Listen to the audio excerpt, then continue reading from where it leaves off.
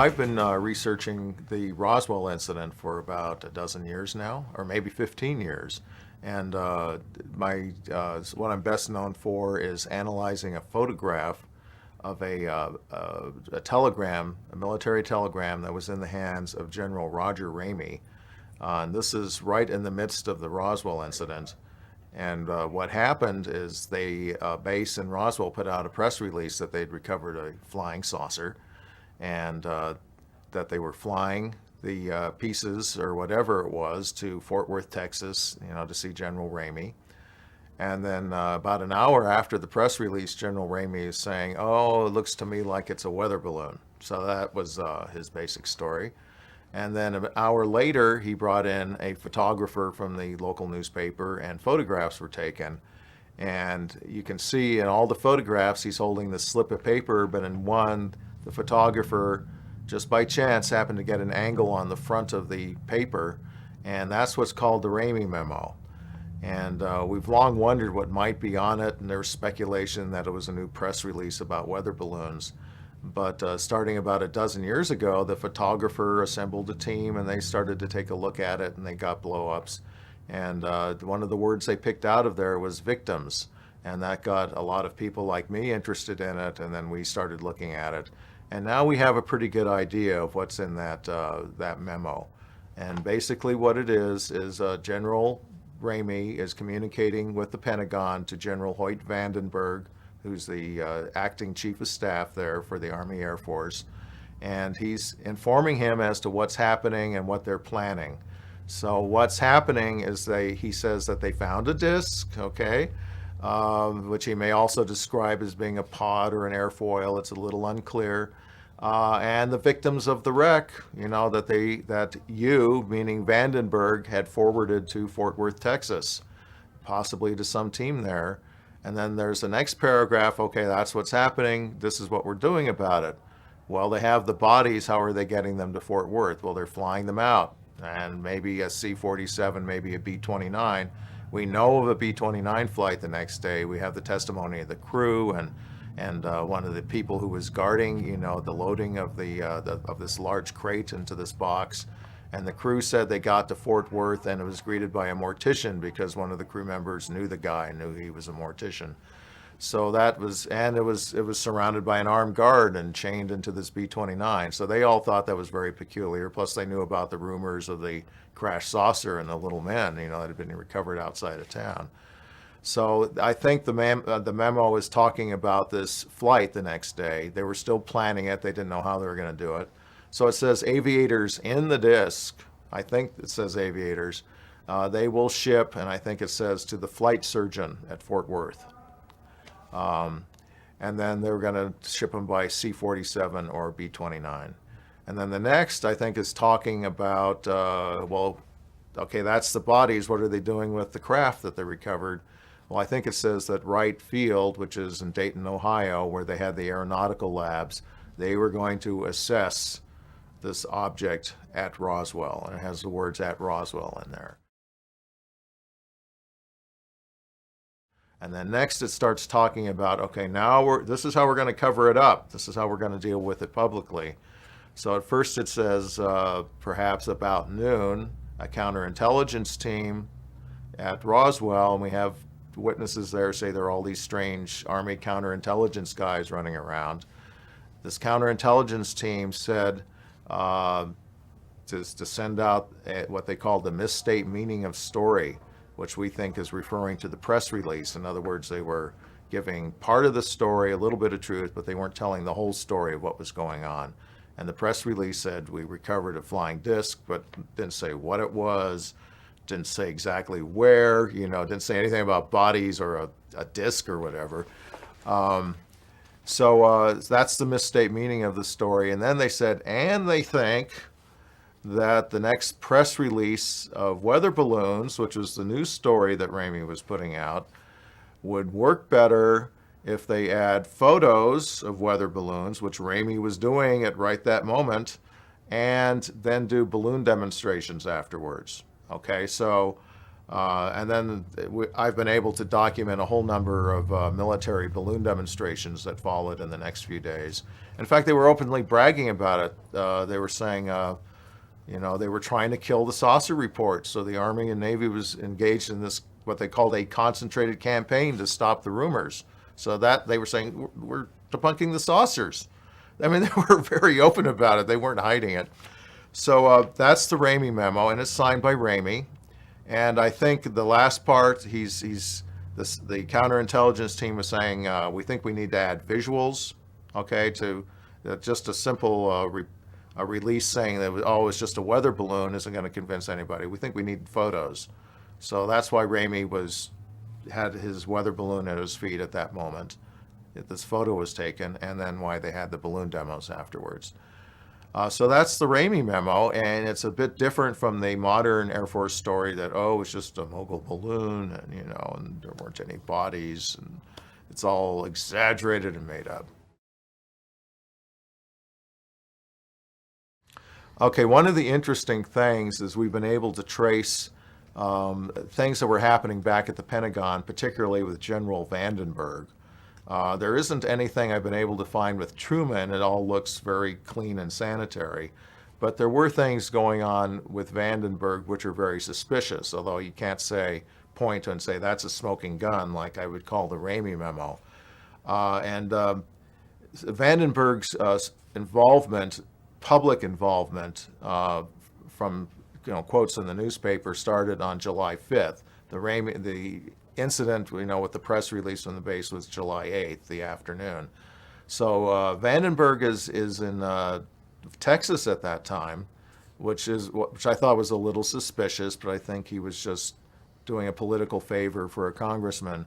He's returning to Washington on July 5th, and he's asked about the flying saucers. And one woman says, "Are they Russians? Do the Russians have the secret of the flying saucer?" And he says, we're looking into it. We've received thousands of inquiries. He says that. And we've been looking into it intensively since, I think he said July 2nd, maybe July 1st. So he admits that they're investigating. He doesn't say anything beyond that. Then he gets back to Washington, which would be, this was the weekend, July 5th. July 7th is Monday. And there he is in his log, which is in the Library of Congress. He's with General Curtis LeMay, who's the Deputy Director of Research and Development for the Army Air Force. And LeMay is briefing him on the flying discs because there's just all these reports in the newspapers, and the Pentagon is obviously getting flooded with phone calls about it. So Vandenberg is personally taking calls from a newspaper in Canada, asking what they are, and he's non-committal. There's a hoax disc story, crash disc story going on in Houston, where somebody claims to have found a disc and it has Army Air Force, printed on it. So he is personally spending a lot of time with LeMay trying to kill that story, and he's telling his people, he's calling his people in Houston and says, kill this story, do whatever you can to kill the story, which is itself kind of curious. And I sort of suspect that he already knew what was going on in Roswell, and he was afraid that might spread, and get the press curious at that time, and they were trying to contain it. What was going on in Roswell, according to the base public information officer Walter Haught, who in an affidavit that came out in 2007, he said that he was aware of them investigating this debris field northwest of town on July 7th when he got back to his office. But then later in the day, he heard that they had found a craft and body site north of town, closer into town, and had been discovered by civilians earlier that day. So back in Washington, Vandenberg has been informed of this, and so now they're really concerned. They have this craft and body site. We don't know exactly when, but so Vandenberg in the early afternoon is trying to kill this disc story down in Houston. And then at 2:30, he has a dental appointment, but he cancels it, and he goes out to the airport to personally greet the Army Air Force Secretary, Stuart Symington. And that is very peculiar because he's out of his office, according to his log, for an hour and a half. Why would he go out and personally greet and bring Symington back to the Pentagon? And I think that's because at that point he was aware of what was happening, the new things that were happening in Roswell, and it was urgent business. So it couldn't wait for Symington to get back. He had to talk to him immediately. So he comes back and he immediately goes into a meeting at the Pentagon with Symington. Just as he's getting back, Carl Hatch, who's one of the senators, or was it Dennis Chavez? I forget. It may have been Dennis Chavez. He calls Truman at the White House. Actually, his son calls for him, and he requests a special meeting with Truman, which does take place 2 days later, on July 9th in the morning. So what was that about? We don't know, because there's nothing in the Truman's logs or anything like that that says what the meeting was about. So Carl Hatch, or Dennis Chavez, is requesting this meeting with Truman.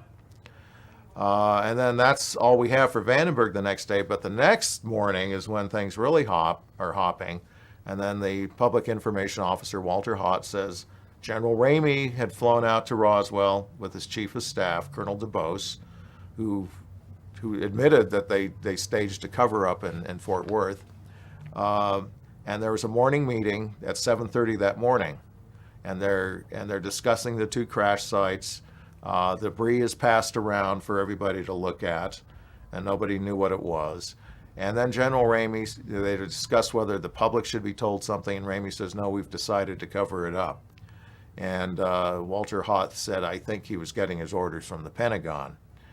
So now what's interesting here is back in Washington at the Pentagon, General Vandenberg cancels a previously scheduled meeting, and he calls a 2.5-hour meeting. This is at exactly the same time as this morning meeting in Roswell. He calls a 2.5-hour meeting of the Joint Research and Development Board. And there's a whole backstory on the Joint Research and Development Board. This was it was chaired by Dr. Vannevar Bush of the Carnegie Institute, who'd been the nation's science, research, and development czar during World War II. He was one of the most important men in the government. And they did all the military, research and development during the war. And then the Defense Department, or the War Department, set up this Joint Research and Development Board afterwards to continue that. 2.5 years later, these Canadian documents were written by a Canadian radio engineer named Wilbert Smith, and also from the Canadian Embassy in Washington, talking about a super secret saucer study committee within the Research and Development Board, headed by Dr. Vannevar Bush. Okay, so this is the same group. The Joint Research and Development Board, 3 weeks later, with the passage of the National Security Act, became the Research and Development Board, and Bush was appointed the first chair of that.